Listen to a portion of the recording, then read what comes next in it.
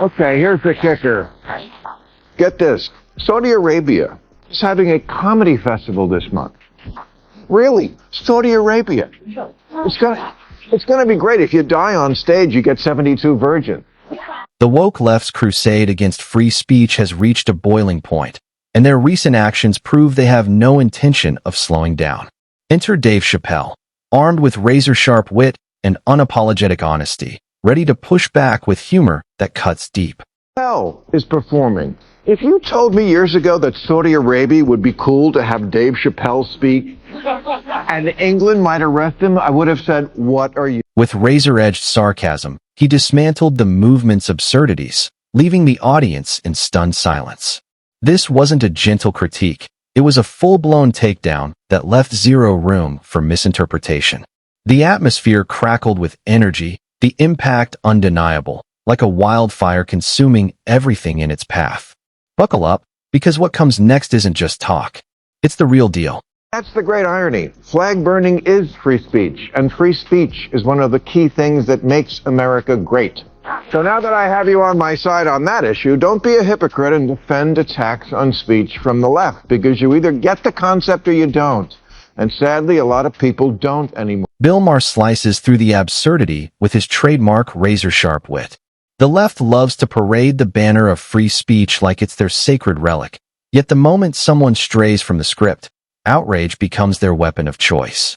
Inside their echo chamber, every word is filtered, sanitized, and pre-approved. But step beyond the boundary, and you're instantly branded a bigot, a threat, or something even worse. Maher's humor is surgical, cutting straight through the hypocrisy to remind us that free speech isn't a boutique privilege for one side. It's a universal right, meant for everyone, even those they'd rather silence. Who were never taught it by their derelict educational system, but also Lisa Cook. She's the Fed board member Trump is trying to fire for bull reasons, and they are bull. But when she tried to get another professor fired because he once, according to one student, was less than rapturous about Martin Luther King Day, no, she should know better. She said free speech should have its limits. Yes, it should, and does. And this comes nowhere. Lisa Cook's story is a textbook case of activism overtaking academia. Instead of encouraging open debate and intellectual curiosity, she allegedly pressured colleagues and students to conform to her worldview. That's not higher learning, it's indoctrination. Her removal isn't about silencing free speech. It's about drawing the line between education and propaganda. Trump isn't muzzling her. He's taking a stand against the decay within academia and protecting young minds from misinformation disguised as scholarship. Bad enough that Trump is attacking free speech from the right, throwing the Associated Press out of the press pool, calling reporters enemy of the people, threatening and suing networks simply because he doesn't like the coverage. This country can't become that. But it also can't become what the UK is now, a place where you get arrested for tweets. Something that happens 12,000 times a year now in Britain. Last week, the Irish sitcom writer Graham Linehan, who's won an Emmy and 5 BAFTA awards, got off a plane at Heathrow and got arrested by 5 British cops. Not because he was selling drones to the Houthis, just because he's a crank who spends way too much time online ranting about gender ideology. Once again, I find myself parting ways with Maher on this one. Free speech isn't a blank check. It comes with boundaries, and for good reason. Take the Associated Press, for instance. They weren't punished over a harmless typo. Calling it the Gulf of Mexico instead of the Gulf of the U.S. was a subtle but deliberate jab at national pride. And then there's the infamous 60 Minutes debacle. Trump was right to push back. The entire segment was transparently engineered to give Kamala Harris a boost. If the roles were reversed, and Trump had been the one dropping bombshells, they would have aired every second, raw, uncut, and ruthlessly damaging. Which is an odd obsession for a comedian from across the pond, because if men weren't allowed to dress as women, British comedy wouldn't exist.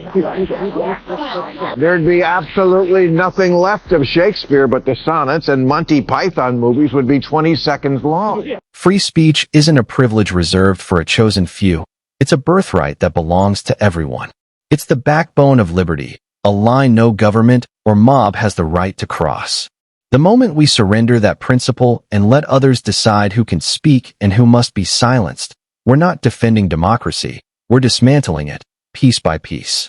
Words of that great Brit Ricky Gervais, if you don't believe in a person's right to say things that you might find grossly offensive, then you don't believe in freedom of speech. You shouldn't have to eat your words at the airport. Chicken Alfredo on the flight was bad enough. Disagreeing with someone doesn't grant you the moral right to erase their voice.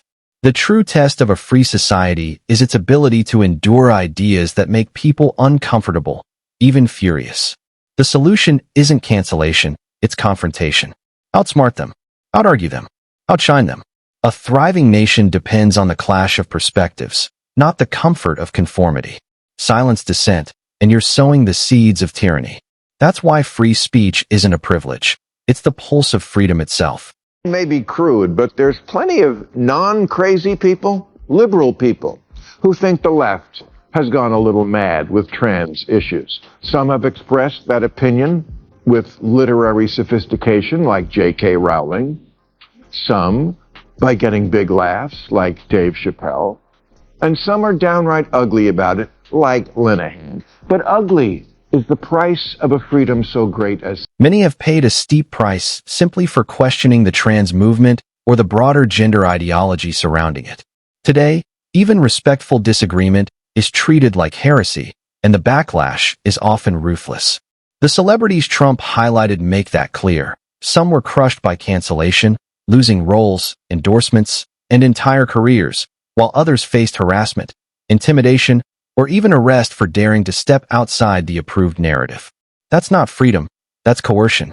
When society punishes people for speaking uncomfortable truths, it isn't progress. It's authoritarianism disguised as tolerance.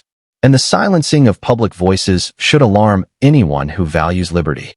Try to disappear someone for writing an anti-Israel op-ed in a student newspaper, which I found offensive, but I still would go to the mat for that person to be able to print it. And we can fight Trump on this because we have a First Amendment.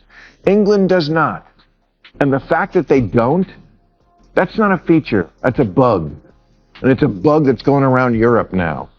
In Germany, a guy called a politician a Pimmel, which is the German word for dick. And it triggered a police raid. What a Pimmel move. This moment is a powerful reminder of how fortunate we are in the United States, and why free speech is a right worth defending with teeth bared. In many parts of the world, speaking against authority can cost you your freedom or even your life. Here, we still have the privilege to question, challenge, and dissent. But that privilege is fragile, and the greatest threat often comes from within. When factions begin deciding which voices are acceptable and which must be silenced, that's not liberty, that's control. People must remain free to speak their minds, even when their words offend or provoke outrage. If someone breaks the law, hold them accountable, but silencing them simply for speaking is never justified. Free speech is the cornerstone of liberty, and once it crumbles, rebuilding it is nearly impossible.